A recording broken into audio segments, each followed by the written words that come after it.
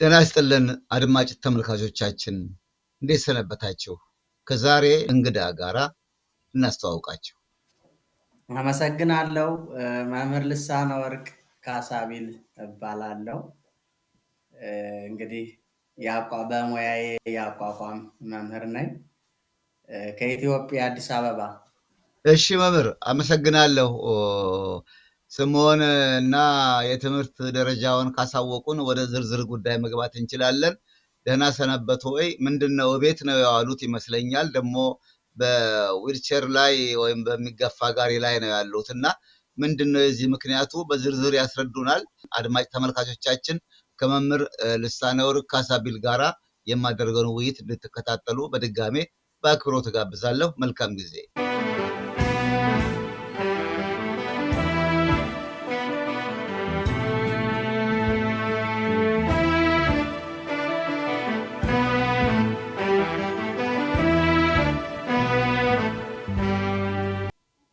መልካም ተመልሰናል። መምህር ቀደም ሲል ለዚህ ውይይት ስንዘጋጅ ያሉበትን ሁኔታ ገልጠውልኛል። እኔም ደግሞ ከሌሎች ሰዎች እንደሰማሁት በተለያየ ሚዲያ ላይ እንዳየሁትም እቤት ውለዋል። ዛሬ አደባባይ መውጣት አይችሉም። ዛሬ ወደ ቤተክርስቲያን ሄደው በቅኔ ማህሌቱ አይታዩም። ያለውትን የሙያ ደረጃ በሚመጥን መልኩ ለማገልገል እንዳልቻሉ ገብቶኛል። ምን ደረሰበው? ለምንድን ነው ቤት የዋሉት? እስቲ በዝርዝር ያስረዱኝ የደረሰበውትን ከመጡበት ከትምህርት ከተማሩበት ከቀዮ ጀምሮ አዲስ አበባ ያመጣውትን ጉዳይ በዝርዝር።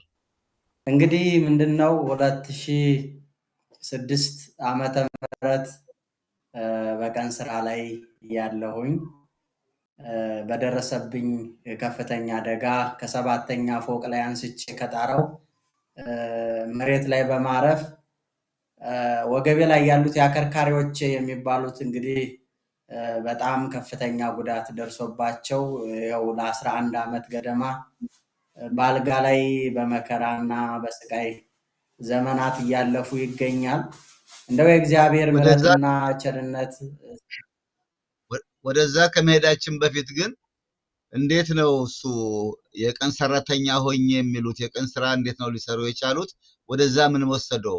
ታሪኮን ከመጀመሪያው ጀምሮ ያለውን እኔ የሰማሁትን ለማረጋገጥ ከእርስዎ አንደበት ለመስማት ስለሆነ የቀን ስራው በኋላ የመጣ ነገር ነው። ለምንድን ነው ወደ ቀን ስራ የገቡት? እዛ አደጋ ሊደርስቦት የቻለው ያ ነውና መንስኤው። ወደዛ ምን ወሰደው? ከሀገር ካሉበት ከትውልድ ስፍራው ወደ አዲስ አበባ የመጡበትንም ሁኔታ ከስር ጀምሮ ይንገሩኝ። መልካም እንግዲህ የክፍለ ሀገር ልጅ ነኝ። የተማርኩትን በዛው ነው። በዛው ተወልጄ እንግዲህ አማራ ክልል በሚባለው አካባቢ ልዩ ቦታው ሰሜን ወሎ አካባቢ ነው ተወልጄ ያደግኩት። እንግዲህ እንደማንኛውም ሰው እድሜ ለትምህርት በደረሰ ጊዜ 8 ዓመት በሞላይ ሰዓት አንድ የእናቴ ታናሽ ወንድም የሚሆን የቅኔ መምህር እውቅ የቅኔ መምህር ናቸው። ከሳቸው በ8 ዓመቴ ከእናቴ ጉያ ተነጥዬ የቄስ ትምህርት ቤት ገባሁኝ። ከዛም ውዳሴ ማርያም፣ አንቀጸ ብርሃን፣ መልካ ማርያም፣ መልካ ኢየሱስ፣ ውዳሴ ማርያም ዜማና መስተጋብ ከተማርኩ በኋላ ድቁና ከአቡነ ቄርሎስ ከሰሜን ወሎ ሀገረ ስብከት ሊቀ ጳጳስ ተቀበልኩኝ። ከዛ በመቀጠል ቅኔ ደሴ መድኃኔዓለም ከሚገኙት ታላቁ የቅኔው መድበል የሚባሉት የእንተ ዓለሙ ጋር መጀመሪያ ቅኔን ተቀኘሁኝ። ከዛ በመቀጠል አሁንም ቅኔ ለማብሰል ወደ ባህር ዳር በማቅናት አሁንም ታላቅ የቅኔ ሊቅ የሚባሉ የእንታ መንግስቱ ሁለተኛ ቅኔን ተቀኘው። እዛው አካባቢ ሰላም አርጊው ማርያም ቤተክርስቲያን የምትባል ባህር ዳር ዜማ እንግዲህ መስተጋብ፣ ሰለስት፣ አርያም፣ ምዕራፍና ጸመድጓን በሚገባ ተምሬ ካጠናቀቅኩ በኋላ ወደ አቋቋም ቤት ገባሁኝ። እንግዲህ አይምሮ እየበሰለ ሲመጣ እውቀትም በዛው ልክ እየሰፋ ነውና የሚመጣው አቋቋምን በሚገባ የላይ ቤትም የታች ቤትም በመማር በላይ ቤትም የታች ቤትም ያቋቋም መምህር ሁኜ 2002 ዓመተ ምህረት ከጎንደር በዓታ ተመርቄ ወጥቻለሁ። ከ2002 ጀምሮ እስከ 2005 ጉባኤ ተክሌ ከ160 እስከ 200 ተማሪ ድረስ እዛው ሰሜን ጎንደር አካባቢ ትልቅ ጉባኤ ቤት ነበረ። ማንም ሰው የተሻለ ኑሮ ይፈልጋል። እንግዲህ ክፍለ ሀገር በትንሽ ጥሬ ነው የምንቀጠረውና ያ ጥሬው ተሰባስቦ ብር የለም፣ ፍላጎታችን የሚያሟላ አይደለም እና እንግዲህ ወደ አዲስ አበባ ጓደኞቼ ስለነበሩ ወደ አዲስ አበባ መጥቼ ብቀጠርና ለአገልግሎት ብሆን እንግዲህ መልካም እንደሚሆን ከጓደኞቼ ተረዳሁኝ። ድንገት ነው የሚገርመው ነገር ጉባኤውን እንኳን ሳላሰናብት ተማሪዎቼ እንዳሉ ጉባኤው ሙሉ ጉባኤ እንደሆነ ነው የመጣሁት። ተወዳደርኩኝ። ውድድሩን በብቃት አለፍኩኝ። ከመቶ እንግዲህ 85% ሁለተኛ ደረጃ ነው ባለሳሳት ያለፍኩት። ከዛ በኋላ እንግዲህ እኔ የክፍለ ሀገር ልጅ ነኝ፣ የማውቀው ጉዳይ የለም ነበረ። ለካ ፈተናም ከታለፈ በኋላ የሚጠየቁ ገንዘቦች ነበሩ። የቅጥር ደብዳቤው ፈተናውን ካለፍኩ በኋላ የቅጥር ደብዳቤ ሀገረ ስብከት ስለሚጻፍ ስገባ ጥያቄው ሌላ ነበረ። እንግዲህ እስከ 40 ሺህ ብር ድረስ ነው የተጠየቅኩት።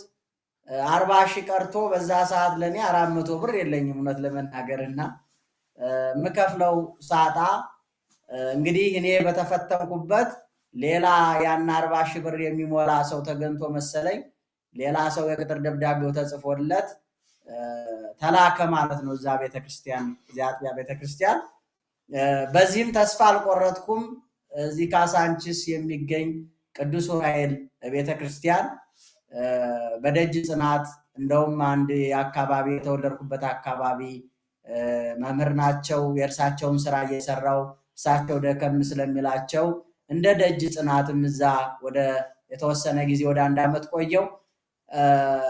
ባጀት እያለ ቦታ እያለ እኔ እዛው ቁጭ እያልኩ እንዳለሁኝ ከክፍለ ሀገር እንግዲህ በሬ ሽጠው ይመስለኛል እንዲሁ ወደ 45 ሺህ አካባቢ ከፍለው ገቡ።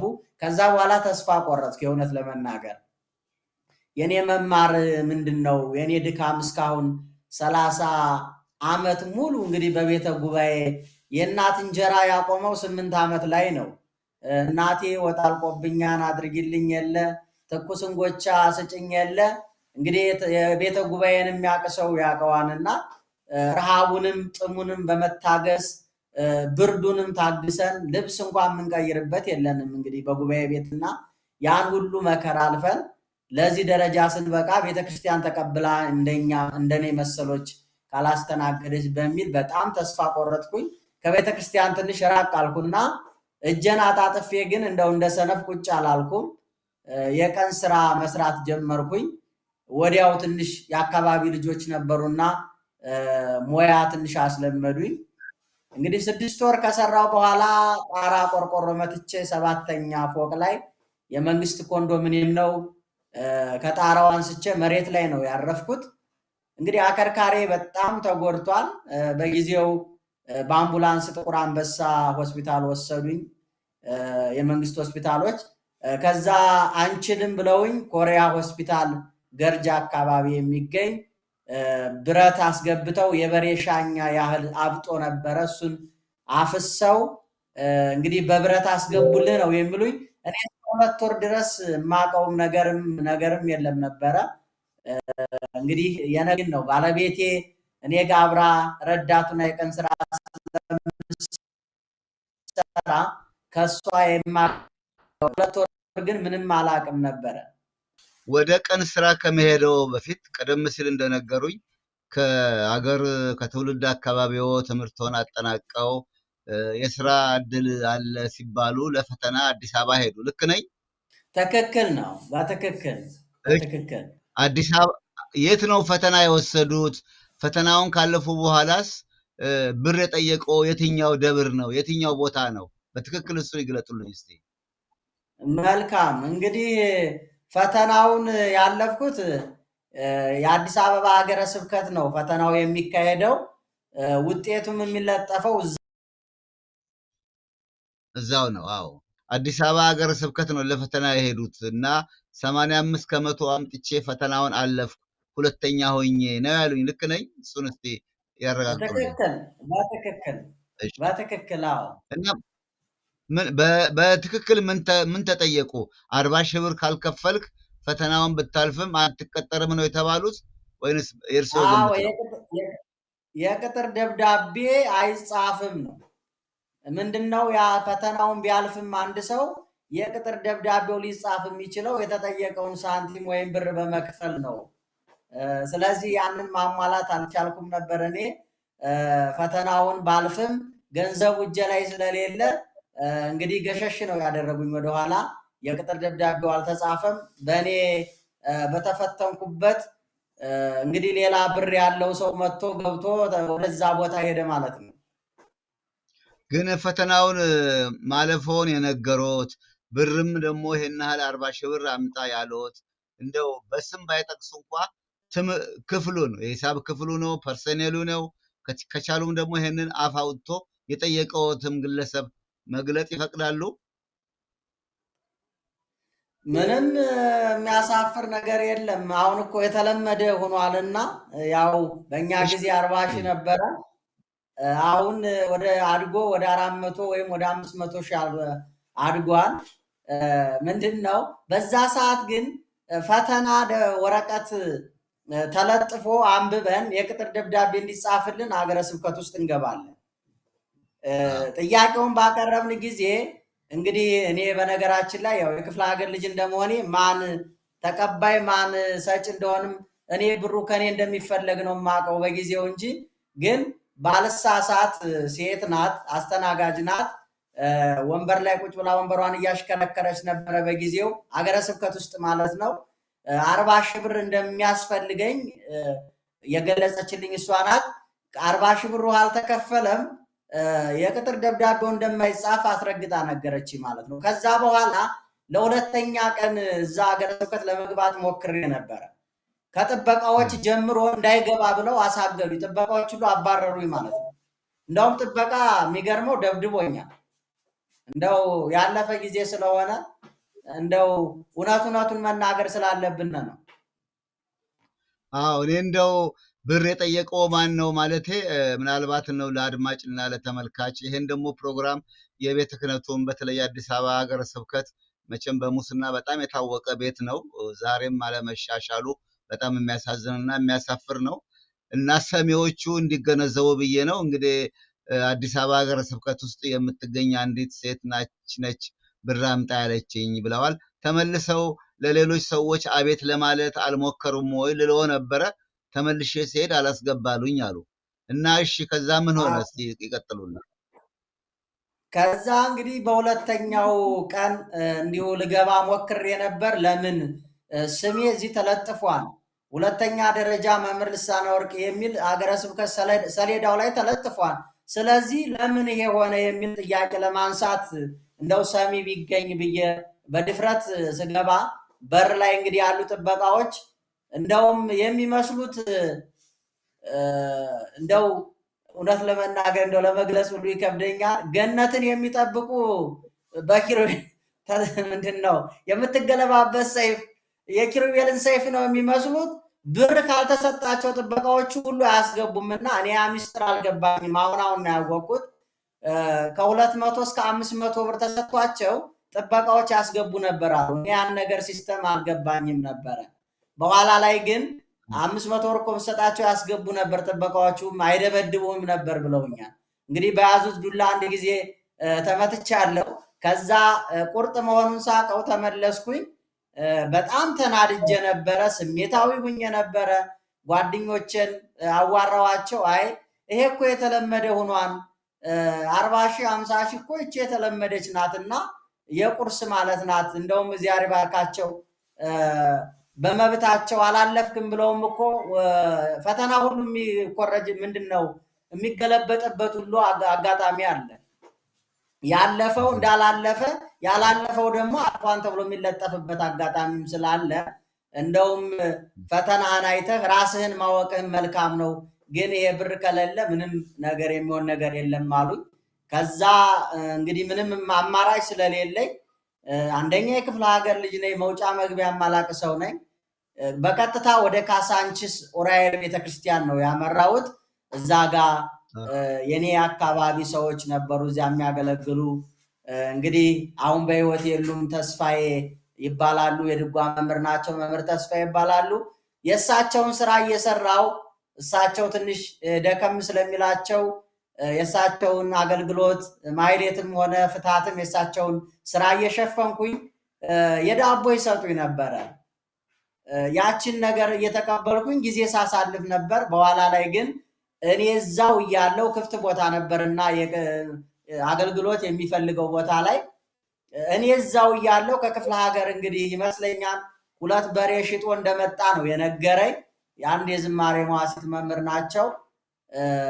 እሳቸው ወደ 45,000 ብር ከፍለው እዛ ቦታ ላይ እንደተቀጠሩ ሰማው። እኔ ተስፋ ቆረጥኩና ወደ ቀን ስራ ገባው። ከዛ በኋላ እንደውም እግዚአብሔር ይባርካቸውና ምንድነው የካሳንቺስ ኡራኤል ቤተክርስቲያን አገልጋዮች በእውነት መምህራን፣ ዲያቆናት፣ ካህናት እግዚአብሔር ይባርካቸው፣ ሳላመሰግናቸው አላልፍም።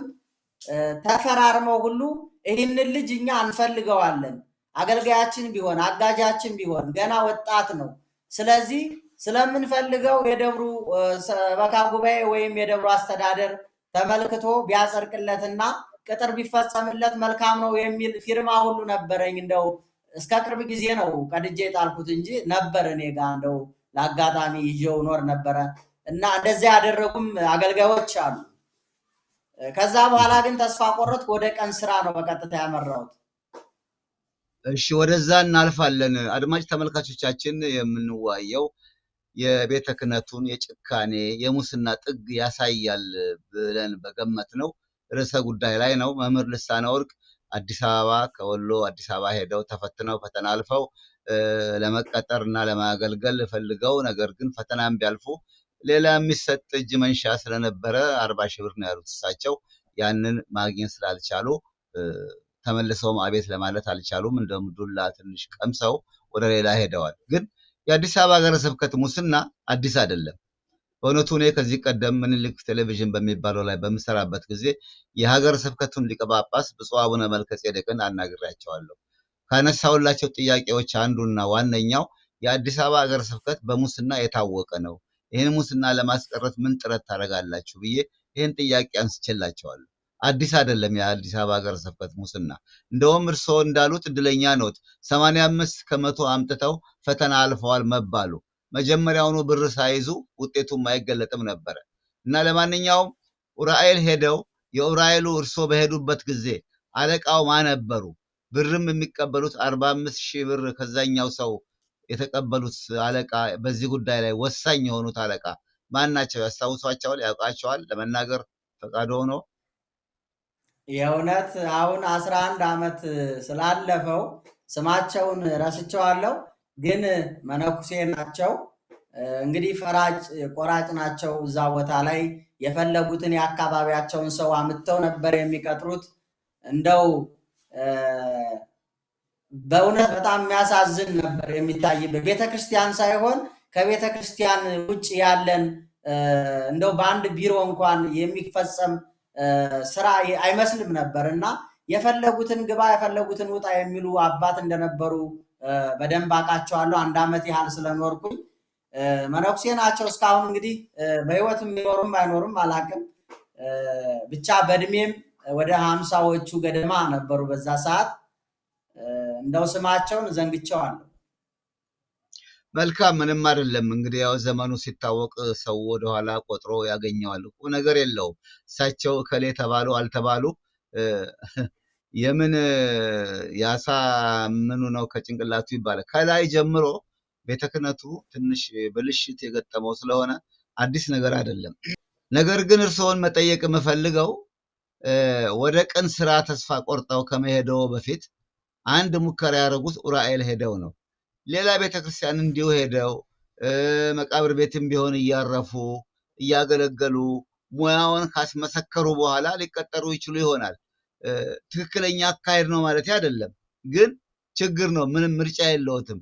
ወደ ቀን ስራ ከመሄድ ወደ ግንበኝነት ወደ ሸክም ከመሄድ እንደው በደጅ ጥናት ሌላ ቤተክርስቲያን እየሞካከሩ ትንሽ ለመቆየት አላሰቡም? ምናልባት አንድ ቀን እንደው ሙያውን አይቶ እግዚአብሔር እንደው የረዳው የባረከው ሰው ተገኝቶ ሊቀጥሮት ይችል ይሆናል ብዬ አስባለሁ። ቶሎ ብሎ ለምን ወደ ቀን ስራ ሄዱ ልሎ ነው። መልካም ጥሩ ጥያቄ ነው። እዚህ አሁን አለሁበት አካባቢ ቦሌ ቡልቡላ ነው እና የምኖረው። እዛ አካባቢ አባ ሳሙኤል ቤተክርስቲያን የሚባል አለ።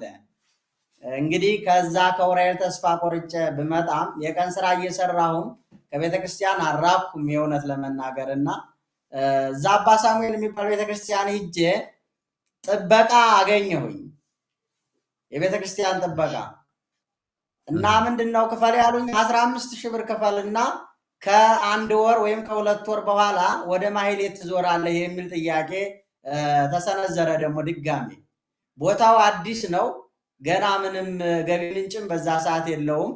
እንግዲህ ጥበቃ በ800 ብር በወር ሊከፈለኝ 15,000 ብር ልከፍል ጥያቄውን ተጠየቅኩኝ። የለኝማ የዛ ሰዓት ለዳቦ እንኳን በጣም ከባድ ነበረ። አንደኛ መውጫ መግቢያ ማላቅ ሰው ነኝ፣ ሁለተኛ ይሄኛው፣ ሶስተኛ ሲደገም ከዚህ በኋላ ቤተክርስቲያን ለእኔ አልተሰራችም አልኩኝ። የእውነት ነው የምናገረው። ለምን ድካሜም ልፋቴም ከንቱ መና ሲሆን አየሁትና አይ በቃ የቀን ስራ ሰርቼ ውጤታማ ከሆንኩ እሆናለሁ፣ ካልሆንኩ ግን እግዚአብሔር አዋቂ ነው። እንግዲህ እሱ በሚመድበው እሱ በሚሰራው የእሱን ስራ ይመለከታለሁ። ከዚህ በኋላ ግን ወደ እነሱ ጋር መቅረቡ ምንም አስፈላጊ ሆኖ አላገኘሁትም። ከዛ እንግዲህ የቀን ስራ የሚቀጠልኩ ማለት ነው። መልካም። እስቲ ወደ ቀን ስራው እንሄድ። እንግዲህ አሁን መቼም የአካል ጉዳት የደረሰበትና ጋሪ ላይ ለመቀመጥ በእግሮ ወዲያ ወዲህ ለመሄድ ያልቻሉት መነሻው የቀን ስራ ሲሰሩ ወድቄ ነው ብለውኛል። ስለሱ ይንገሩኝ እስቲ። የት ነው የቀን ስራ የጀመሩት? በምን አይነት ስራ ጀመሩ? በኋላ ደግሞ ወደ ፎቅ ወርደው ወጥተው ሲሰሩ ለመውደቅ የቃጣዎት ወይም የዳረገዎት ነገር ምንድን ነው? እሱን እስቲ በዝርዝር ይንገሩኝ መምህር። መልካም። እንግዲህ ወዲያው እንደገባው ስሜቴ በጣም ወደ ሌላ ሁሉ ይዳርገኝ ነበረ። ያን ነገር በመቋቋም የሀገሬ ልጆች ነበሩ፣ የአካባቢ እንግዲህ አብረን ተወልደን ያደግን ልጆች፣ እነሱ ጋር ሙያ ስለመዱኝ እውነት እግዚአብሔር ይባርካቸው። እሺ፣ ምን ሙያ አስተማሩት? ጓደኞቹ ወዳጆቹ ምን ሙያ ተማሩ? ሐናጺ ሙያ አስተማሩኝ። እንግዲህ ያው ሚስማር ድብደባ ነው። እሱን ቶሎ ነው የለመድኩት፣ ፈጣን ነበርኩኝ። ሰውነቴም ቀለል ያለ በመሆኑ እንደው ቶሎ ስራውን ለመላመድ አርማታውን ለመሸከም ብቻ ትንሽ ከብዶኝ ነበር። በጣም አለቅሱላ ነበር አንዳንድ ጊዜ እውነት ለመናገር። መጀመሪያ አርማታ ነበረ፣ እጄ ይፈነዳ ነበር፣ አለቅስ ነበረ። ይሄ ሁሉ ለእኔ መከራዎቼ በጣም የጸኑ ነበሩ። ግን የሀገሮቼ ልጆች ረዳት አድርገው ሐናጺ ስለነበሩ የሐናጺነት ሙያ አስተማሩኝ። እሱን 6 ወር አልፈጀብኝም፣ ለመድኩኝ። 6 ወር ከሰራሁበት የመንግስት ኮንዶሚኒየም ላይ ነው እንግዲህ ከ7ኛ ፎቅ ላይ ቆርቆሮ መትቼ ጨርሳቢ የወደቁት ከ7ኛው ፎቅ ላይ ነው የወደቁት። እንዴት ሊወድቁ ቻሉ? ሚስማር ምንድነው ይሄ መፋሰሻ ሻንዳ አስሬ ጨርሼ በሽቦ ነውና እሱን ቆርጬ በሴጌቶ እንትን ስል የራሴ ኃይል ነው እንግዲህ የጣለኝ። የያዝኩትን ነገር እንግዲህ ለቀኩት ማለት ነው። የጨበኩትን አላቅም። ያቺ ሰዓት እንግዲህ ለእኔ ወይ ጥፋት ነበረች። ኢዮብም የተወለደበትን ቀን ረግሟል። እኔም ያቺ ቀን በጣም የተረገመች ቀን ነበረች ለእኔ እውነት ለመናገርና መጥፎ ስብራት ክፉ የሆነች ቀን ነበረች የገጠመችኝ። 6 ወር የሰራውበት ህንፃ ነው። እስከ 3 ሰዓት ዝናብ ጥሎ ስለነበር ከ3 ሰዓት እስከ 5 ሰዓት ነበር ያን ስራ መስራት ያለብኝ። ስለዚህ 3 ሰዓት ዝናቡ እንዳቆመ ገባው። 3 ሰዓት ስራውን ጀምሬ የስራ ልብስ ቀይሬ 3 ሰዓት ከ30 ላይ እንግዲህ ከ7ኛ ፎቅ ጣራ ላይ አንስቼ መሬት ላይ አረፍኩ ማለት ነው። እና ሲያርፉ ምን ተሰማዎት? ወይም ደግሞ ነፍስዎን ያውቁ ነበረ መሬት ሲደርሱ? በፍጹም ታምር ከጣራ እንዳለው ነው የማስታውሰው እንጂ ከጣራ እንደወረድኩም አላቅም። ራሴን ያወቅኩትም ከ2 ወር በኋላ ነው። ሆስፒታል ላይ ነው ራሴን ያገኘሁት። ምን እንደተፈጠረም አላቅም። ከ2 ወር በኋላ ያው ወገቤ ብረት ገብቶበት መንቀሳቀስ እንደማልችል ከመታጠቂያ በታይ ፓራላይዝ ሁኜ ቢቆነጥጡት የማይሰማ ቢፈልጡት የማያገገ የቀን ስራውን ሲሰሩ መምህር አሁን እንዲህ ጠምጥመው ወይም ካባ ለብሰው አይሰሩም መቼም። ቢያንስ ግን ምናልባት ጥምጥም ይኖረዎት ይሆናል። በተለይ ደግሞ የቤተ ክህነት ሰው መሆነውን ያውቁ ነበር እዛ አካባቢው ያሉ ሰዎች? እንደው ምን ይላሉ ስለ እርስዎ የሚያውቁት ነገር ካለ ማለቴ ነው። መልካም መታወቂያዬን እንደው ገጠመኝ ነገር ነው። እኔ ራሴን ከስቼ ወይም አጋልጬ አይደለም የምሰራው እዛ። ለምን የተለያየ ሰው ነው የሚሰራው። መምህር መሆኔን አይታወቅም፣ ዲያቆን መሆኔ አይታወቅም። እዛ ቦታ ላይ ስሜንም ቀየር አድርጌ ነው ስሰራ የነበረው። ለምን ትንሽ ለምን እኛ ጋር አብሮ ላይሄድ ይችላል። ምክንያቱም የማፌዝ ነገር አለ። ምክንያቱም የተለያዩ በአቅመ አዳም ያሉ ወጣቶች ናቸው የሚሰሩት። መምህር ናቸው፣ ቄስ ናቸው ሲባል እነሱ እንደ ፌዝ ሊወስዱት ይችላሉ በማለት በመስጋት ሌላ ነበር ደሞዝ የምቀበለው ፈርሜ እና ደሞዝ የሚቀበሉት በማስም ነበር። ብርሃኑ ብዬ ነበር የምቀበለው። እና እሺ መታወቂያው እንዴት ታየ? እንዴት ታወቀብዎ ታዲያ? መልካም መታወቂያ እንግዲህ ምንድነው፣ አንድ ቀን 4ኛ ፎቅ 10 ሲሚንቶ አውጡ ተብለን 10 ከረጢት ማለት ነው። በእኔ እንግዲህ የሚደርስብኝ 5 ኩንታል ነው 4ኛ ፎቅ ላይ። እሱን ስናወጣ ስሸከም ይመስለኛል ስቶር ውስጥ መታወቂያ መምህር ልሳነ ወርቅ የሚል የክፍለ ሀገር መታወቂያ ነው ወድቆ ፎርማኑ ያገኘዋል ስቶሩ በር ላይ እና እንዴት መምህር ልሳነ ወርቅ ሁነው ስምክን ቀይረህ ብርሃኑ ብለህ ደሞዝ ትቀበላለህ? እዚህ ፎቅ ላይ እኮ አደጋ ቢደርስም ምንድነው የአገልግሎት ነገር ምንድነው ጥቅም ነገር አለ እና ይሄ ነገር ቢሆን ቢከሰትም በስምህ በመታወቂያ ነው የሚገኘው። ለምን መሰወር ራስክን መሸሸግ ፈለክ ሲለኝ ራሴን ማጋለጥ አልፈለኩም። እዚህ ጋር ራሳቸውን የማይቆጣጠሩ ወጣቶች ይኖራሉ። እውነት ለመናገር የሚቅሙ አሉ፣ የሚያጨሱ አሉ፣ የሚናገሩትንም ሁሉ አያውቁም። ቄስ የቄስ እያሉ መዘባበቻ ነው የሚያደርጉ። ለዛ ራሴን ሰውሬያለሁ አልኩትና ምክንያቱም ምን አለ በጣም ተደነቀና ከዚህ በኋላ ሲሚንቶ እኔ በእውነት ለመናገር ክርስቲያን ነኝ፣ አንተን ሲሚንቶ ላሸክም አይገባኝም። የሚወጡ እቃዎችንና የሚገቡ እቃዎችን እንድትቆጣጠር ከዛሬ ጀምሮ ስቶሩን ስንት ሲሚንቶ እንደወጣ፣ ስንት ዶማ፣ ስንት አካፋ እንደወጣ እንድትቆጣጠር ፈቅጄልሃለሁና አንተ የምትደክምበት መንገድ የለም ከዚህ በኋላ የሚል የተጠገነ ሰውነት ይዤ አይደለም ወደ ቀን ስራ የገባሁት። በጣም ደካማ ሰውነት ይዤ ለ30 ዓመት ምንም የእናት እንጎቻ ያልበላ ሰውነት ስለነበረ እንደነሱ ፈጣን አልነበርኩም፣ ደካማ ነበርኩ በስራዬ እና በጣም ደስ አለኝ። ያንን ስራም የተወሰነ ሰዓት የሆነ ስቶር ናት። በቻልከው መጠን ከዚህ በኋላ ሲሚንቶ ተሸክመ ፎቅ ላይ አትወጣም፣ ስንት ዶማ፣ ስንት አካፋ፣ ስንት ሲሚንቶ እንደወጣ ትቆጣጠራለህ፣ ከዚህ ሁነህ ቁጭ ብለህ ወጭ ገቢን ታደርጋለህ ብሎ በራሱ ትብብር ለተወሰነ ሰዓት ነው የሰራሁትም ይመስለኛል። እንደው 1 ወር እንኳን የሚሞላ አይመስለኝም ያን ስራ የሰራሁት። ግን ሌላ ወደ ቁጥጥር ካዛወረውት በኋላ አደጋው እንዴት መጣ ማለቴ ነው? ሌላ ድርጅት ሌላ ስራ ነበር ይሄ፣ ሌላ ፎቅ ላይ ነው ይሄ፣ የሌላ ስራ ነው እያወራው ያለው። 2 ስራ ነው የሰሩት? ሁለት ህንፃ ለምሳሌ የተለያየ ሳይት የሆነ የተለያየ ፎቅ ላይ እንግዲህ አንድ ቦታ አይደለም የሰራሁት የተለያዩ ቦታዎች ስለሰራሁኝ ይሄ በፊት የነበረ በኋላ ላይ የወደኩበት ህንፃ ግን ሙያ ለምጄ እስከ ከቀን ሰራተኛ እስከ ባለሙያተኛ ድረስ የሆንኩበት ነው። አሁን መጨረሻ የወደኩበት ህንፃ ያኛው ግን መጀመሪያ ስሜንም ልቀይር የቻልኩት በዛ መንገድ ነው። መጀመሪያ በዛ ጀመሩ፣ ያን እየሰሩ እንደገና ሁለተኛ ስራው ነው ይሄ የወደቁበት። ትክክል፣ በትክክል። እሺ ከወደቁ በኋላ ምን ሆነ? ህክምና አለ? የት ሄዱ? ማና አሳከመው? እስቲ ሁኔታውን ይንገሩኝ። ምን ተደረገሎ? ኩባንያውስ ምን አለ እርስዎ ወድቀው በመጎዳቶ? የሚገርመው ነገር ወዲያው ይህ አደጋ እንደተፈጠረ ከጎኔ የነበረችው ባለቤቴ ናት። እግዚአብሔር የባረካት መልካም ሴት ናት። እሷ እንግዲህ ምንም ማድረግ አልቻልንም። ትንሽ የቀን ስራ እየሰራን ትንሽ ሳንቲም ይዘን ነበር።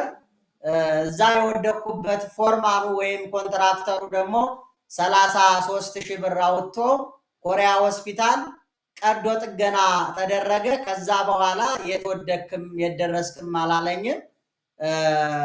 የቤት ኪራይ ሁሉ መከራ ደርሶብን ነበር። ብዙ ስቃይ ነበረው። እዚህ መኖር ሲያቅተን እንግዲህ ወደ ክፍለ ሀገር ሁሉ በኮንትራት መክት ከሰዎች ሳንቲም በመጠየቅ ክፍለ ሀገር ወደ ቤተሰብ ሄድነ። ምክንያቱም እዚህ መኖር አልቻልንም የቤት ኪራይ ከፍለን። ባለቤቴም ልጅ ነበራ፣ ህፃን ልጅ ነበረች። ህፃን ናት ባለቤቴ፣ ደግሞ ህፃኗ ልጅ ህፃን ልጅ ወልዳ ነበር። በዚህ መንገድ መቋቋም ስላልቻልነ ወደ ክፍለ ሀገር ነው የሄድነው። ከዛ በኋላ በ6 ወር ቀጠሮ ነው ኮሪያ ሆስፒታል ጥር ላይ መስከረም ላይ ሄድኩኝ ወደ ክፍለ ሀገር በኮንትራት። ያው አስከሬን ማለት ነኝ፣ እንቅስቃሴም የለኝም፣ እኔነቴን ማላቅ ነኝ፣ ማልቆጣጠር ነኝ። እስካሁን ድረስ ያው በእርግጥ ሽንትም ሆነ ሰገራ መቆጣጠር እስካሁኗ ሰዓት አልችልም። ያው በዳይፐር ነው እንግዲህ 11 ዓመቱን የምገፈግፈውና ያ ሁሉ መከራ ሲከብዳት ወደ ቤተሰብ ሂደን ነበረ። ለቀጠሮ ጥር እንደመጣው እዛ በጣም ጨለማ ሆነ። የተወለድኩበት አካባቢ ምንም ብታመም እንኳን እንደው ማስታገሻ ወጥቼ እንኳን የምወጋበት የሕክምና ቦታ ስላልነበረው ለቀጠሮ እንደመጣው ወደ አዲስ አበባ በዛው ነው እንግዲህ ወይ መቄዶንያም ቢሆን ቢቀበሉኝ ከነሱ ገባለሁ አልመለስም ብዬ በዚያው ቀረው ማለት ነው። ከአደጋው በኋላ አገር ቤት ሄዳችሁ ተመለሳችሁ። አሁን አዲስ አበባ ነው ያላችሁት? አሁን አዲስ አበባ ነው ያለ ነው። አሁን ወዲያ ወዲያ ሄዱም በዊልቸር ነዎት? አገልግሎት ሌላ ስራም ሊሰሩ አይችሉም አይደለም? ጉዳቱ በጣም ከባድ የሚባል ጉዳት ነው እና የደረሰብኝ የዛሬ ዓመት ማህበረ ቅዱሳን ቴሌቪዥን ቤቴ መጥቶ ቀረጻ አድርጎልኝ ወደ 2 ሚሊዮን ብር ተሰብስቦ ወደ ህንድ ሀገር እጄ ነበረ። የጥቁር አንበሳ ሆስፒታል ሪፈር ጽፎልኝ በዛ ምክንያት ለ11 ዓመት ሙሉ ካልጋ ወርጄ ተጸዳድቼ ማላቅ ሰው ነበርኩኝ እና ህንድ ደርሼ በመምጣቴ ግን የተወሰነ ቢያንስ አሁን ከአልጋ ወርጄ በሁለት ክራንች ሽንት ቤት ምቹ ሽንት ቤት ከሆነ ሽንት ቤቱ ጋር ታጥቤ እወጣለሁ። ሽንት ሰገራ ወይ ሽንት ለመጠቀም አይደለም፣ ያንን መጠቀም አልችልም፣ መቆጣጠር አልችልም። ግን ፊቴን ታጥቤ መልሼ ወደ አልጋ ይመለሳለሁ። ይህንን ምልክት አግኝቻለሁ። የተሻለ ሕክምና ግን የሚደረግበት ሲስተም ቢኖር ቢያንስ ህመሙ የሚቀንስበትና ሽንትም ሆነ ሰገራ የመቆጣጠር እድል እንዳለኝ ህንዳውያን ዶክተሮች ነግረውኛል።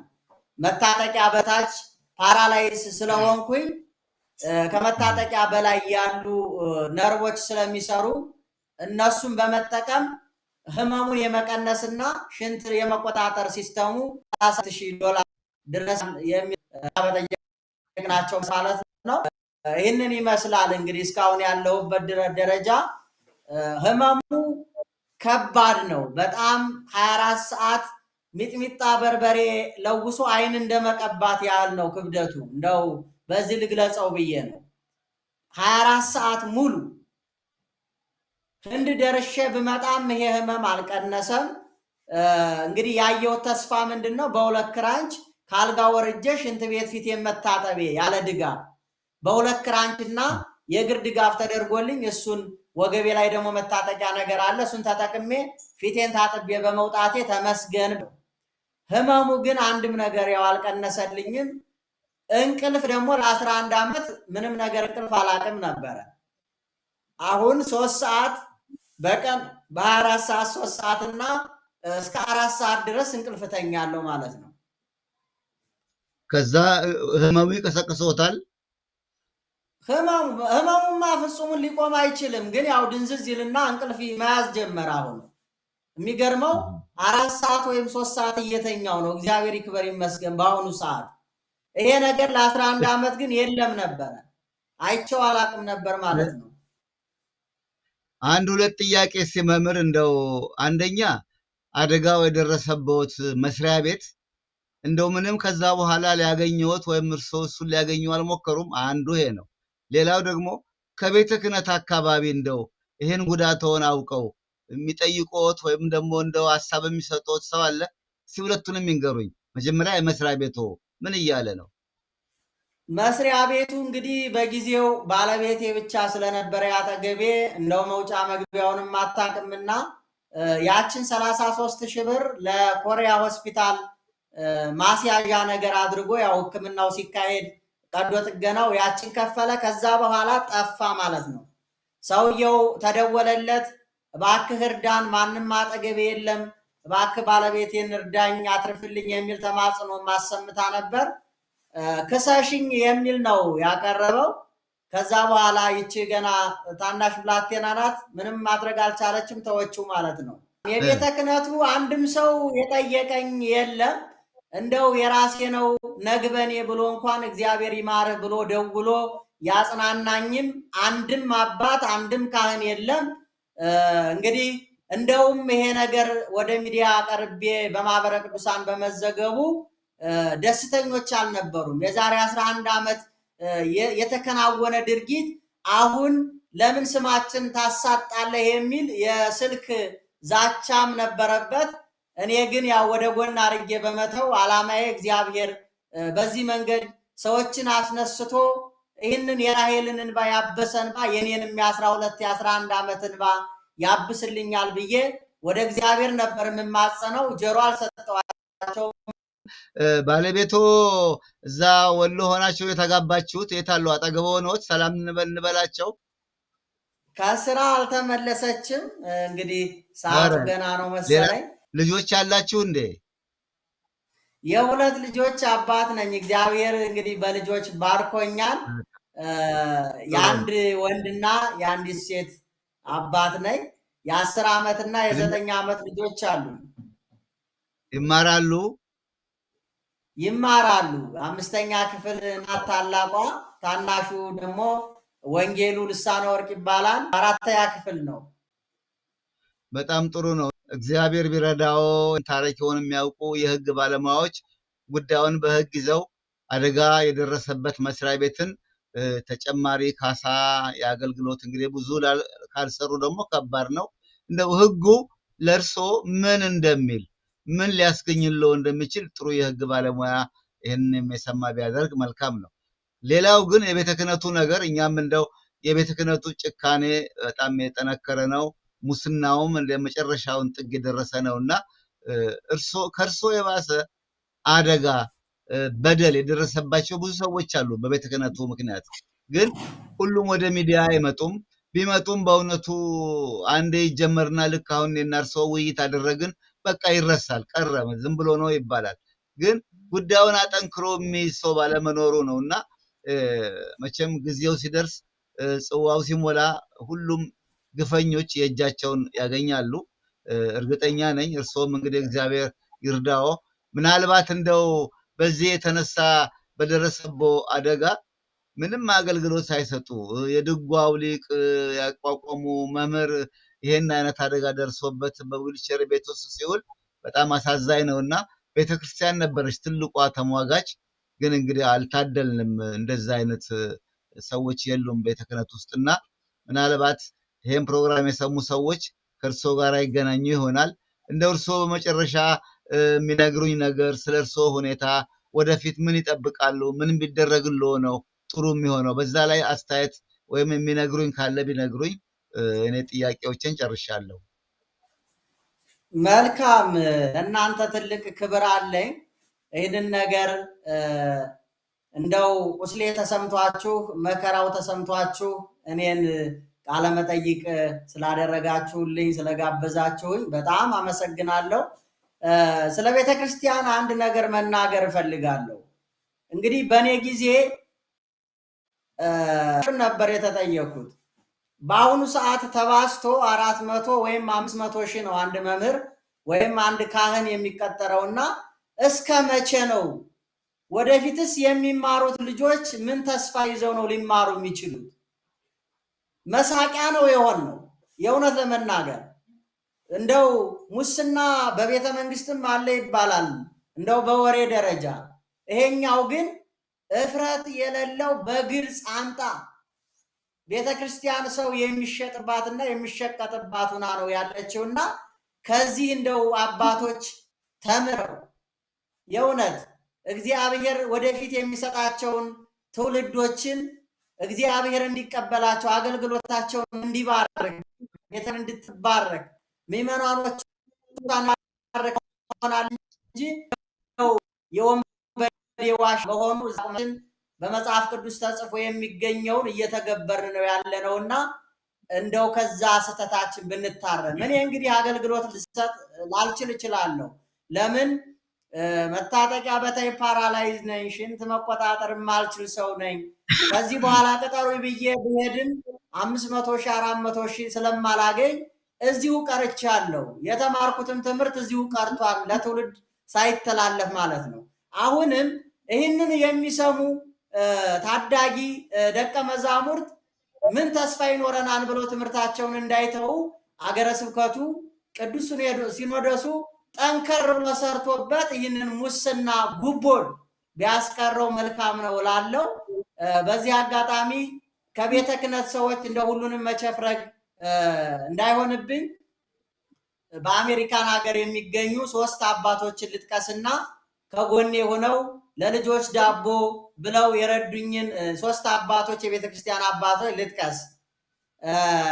መጋቢ ህሩያን ቀሲስ በላይ፣ ቀሲስ አሸናፊ ዱጋ፣ ቅር እንደማይላቸው አውቃለሁ እንደው ስማቸውን ስለጠራሁኝ፣ አባ ዘድንግል የሚባሉ 3 አባቶች ለልጆች ዳቦ ግዛላቸው ብለው በጊዜው ድጋፍ አድርገውልኛል። እንግዲህ ያላቸውን ያችን ጉርሳቸውን ማለት ነው። ኢትዮጵያ ያሉት አንድ ቤተክርስቲያን እኔን ማሳከም አቅቷት አይደለም። አንድ ቤተክርስቲያን ብቻ ቢነገር እኔ መታከም እችላለሁ። ግን ይህንን የሚያደርግ ቀና ልብ የላቸውም። በክፋት የተሞሉ ናቸው። እውነት ለመናገር እግዚአብሔር እንደው ከዚህ በላ ከዚህ መከራ እንደው ነፃ ወጥተን እግዚአብሔር ብቻ የሚመሰግንበት ቤተክርስቲያን እንዲሆን እመኛለሁ። በጣም አመሰግናለሁ። እግዚአብሔር ይስጥልን መምህር። ከዚህ ሀገር የረዶ ሰዎች ቢጠቅሱ ስማቸውን ክፋት የለውም። ሌሎቹን ማደፋፈሪያ፣ ማነቃቂያ፣ ማሳሰቢያ እርግጠኛ ነኝ እንግዲህ ይህን ፕሮግራም የሚከታተሉ አዲስ አበባ ያሉ አንዳንድ አድባራትም አብያተ ክርስቲያናት ይተባበሩ ይሆናል። እንደው ጨርሶ ለማሳከም እንኳ ባይሆን የዕለት ጉርሶን፣ የቤት ኪራይ የመሳሰለውን ወጪ ባለቤቶ በእድሜዋ ልጅ ነች ብለዋል። እሷ እየሰራች ነው አሁን ያላችሁት። እሷን የሚያግዝ ሌላ ገቢ የሚያገኙበትን መንገድ እንግዲህ ያመቻቹ ይሆናል። እግዚአብሔር ለዛ እድሉን የሚሰጣቸው ሰዎች እንደው አይናቸው የተከፈተላቸው የቤተ ክህነቱ ሰዎችም ዞር ብለው እንደሚያዩት እርግጠኛ ነኝ። ሙያ በከንቱ እንደው ሜዳ ላይ መቅረቱ ያሳዝናል። ትልቅ ሙያ ነው ያለዎት። ረዥም እድሜውን 30 ዓመት ያጠፉበት ሙያ ነውና በከንቱ ሊቀር አይገባም። ይሄ የቤተ ክርስቲያን እርስዎ የቤተ ክርስቲያን ቅርስ ነዎትና የቤተ ክርስቲያንን ቅርስ የመጠበቅ ያህል ነው እና በዚህ በኩል ጉዳዩ የሚመለከታቸው ሰዎች እርስዎን ፈልገው አግኝተው የሚቻለውን ነገር ያደርጋሉ ብዬ ተስፋ አደርጋለሁ። ተስፋ አንቆርጥም። እግዚአብሔር እርዳው። በበኩሌ ጥያቄን ጨርሻለሁ። መልካሙን ሁሉ እመኝልዎታለሁ። እንደው ሌላ እዛው አካባቢ የዕለት ነገር በማቅረብ ሰዎች እንዲረዱት ወይም ብቅ ብለው የሚያዩት ሁኔታ አለ? ሊመጡ ይችላሉ ያሉበት ቦታ? ስልክዎን ደውለው ነው የሚመጡት? እንዴት ነው የሚያገኙት? መልካም፣ ያው ስልክ በመደወል ነው ሊያገኙኝ የሚችሉት። በዚህ መንገድ ነው የሚችለው። አድማጮቻችን፣ መምህር ልሳነ ወርቅ ካሳቤልን ለመርዳት በህግ ምክርም ለመስጠት የምትፈልጉ የህግ ባለሙያዎች ወይም በዚህ ሙያ እውቀት ያላችሁ ሰዎች መምህር ልሳነ ወርቅን በሴልፎናቸው 0939 49 89 99 ብትደውሉላቸው ልታገኟቸው ትችላላችሁ። ይህን ቁጥር እዚሁ ስክሪን ላይም ጽፈን እናሳያቸዋለን። በገንዘብ ለመርዳት አንዳንድ ድጎማ ለማድረግ የምትፈልጉ ደግሞ ንግድ ባንክ የተከፈተ አካውንት አላቸው። በባለቤታቸው በወርቅነሽ ደምሌ ስም ነው ባንኩ። 1023 57 17 089 ነው የባንክ አካውንታቸው። እንደገና የንግድ ባንክ የኢትዮጵያ ንግድ ባንክ 1023 57 17 089 በባለቤታቸው ወርቅነሽ ደምሌ ስም ነው። ይህንኑ ስክሪን ላይ እናሳያቸዋለን። ብትረዷቸው ብትታደጓቸው በእውነቱ በጣም ደስ የሚል ነው። እግዚአብሔር እርዳው። እንግዲህ መምህር አድማጭ ተመልካቾችም ይሄን አይተው አንዳንድ ነገር ለማድረግ ለመርዳት ይሞክሩ ይሆናል። መልካሙን እንመኛለን። ሌላ ጊዜ ደውዬ ጠይቆታለሁ። ጤና ይስጥልኝ። ክብር ይስጥልኝ። በጣም አመሰግናለሁ። እግዚአብሔር ያክብርልኝ። በአዲሱ ሚዲያ ዛሬ መምህር ልሳነ ወርቅ ተምረው የድጓ ሊቅ ሆነው ለአገልግሎት አዲስ አበባ ለመስራት የተሻለ ኑሮ ለማግኘት አዲስ አበባ ሄደው ፈተና ተፈትነው በአዲስ አበባ ሀገረ ስብከት በኩል ፈተናውን ካለፉ በኋላ ስራ ለመጀመር እና የቅጥር ደብዳቤ ለማግኘት 40 ሺህ ብር ተጠየቁ። እንኳን 40 ሺህ ብር 40 ብር የለኝም ሲሉ ቦታው ለሌላ ተሰጠ። በዚህ የተነሳ ሌላም ቤተክርስቲያን ሞክሩ፣ እሱም እጅ መንሻ የሚፈልግ ሆነ አዲስ አበባ ኡራኤል። ከዛም ሳይሆንላቸው የቀን ስራ እየሰራሁ እንግዲህ ኑሮ ልግፋ ብለው የቀን ስራ ሲሰሩ ከሚሰሩበት ህንፃ 4ኛ ፎቅ ነው፣ 7ኛ ፎቅ ወርደው በመውደቃቸው አከርካሪያቸው ተጎድቶ ይኸው በዊልቸር ላይ በሚገፋ ጋሪ ላይ ነው ያሉት። ከቤት አይወጡም። እንደሰማችኋቸው ሰውነታቸውን ሌላም መቆጣጠር የማይችሉበት ሁኔታ ናቸው። ይሄን ፕሮግራም የሚሰሙ ሌሎች ሰዎች በእውነቱ የኒህን ሰውዬ እውነቱን ለመናገር ትልቅ ኃላፊነት መውሰድ ያለባት ቤተ ክህነት ነች። በቤተ ክህነት ጭካኔና በቤተ ክህነት እስከዛሬ ስር የሰደደ ሙስና ነው እኚህ ሰውዬ አካለ ስንኩል ሊሆኑ የቻሉት። ይሄንን ያደረጉ ክፍሎች ሊጠየቁ ይገባል። በእውነቱ እስከ መቼ ዝም እንደሚባል አይታወቅም። በተረፈ ደግሞ የሰሩበት መስሪያ ቤትም ቢሆን ይህ አደጋ ሲደርስባቸው አንድ ነገር ማድረግ አለበት እና የህግ ባለሙያዎች፣ በጎ አድራጎት የምትሰሩ የህግ ባለሙያዎች እኒህን ሰውዬ ልታናግሯቸውና በህግ በኩል ሊያገኙ የሚገባቸውን ነገር እንዲያገኙ እንድታደርጉ በእውነቱ በዚህ አጋጣሚ እለምናለሁ፣ አሳስባለሁ። ሁላችሁም እስካሁን አብረን ስለቆየን ስለተከታተላችሁ ሼር፣ ላይክ፣ ሰብስክራይብ እያደረጋችሁ ስለቆያችሁ ከልብ አመሰግናለሁ። የዛሬ ዝግጅቴን እዚህ ላይ አብቅቻለሁ። አዲሱ አበበ ነኝ። ጤና ይስጥልኝ።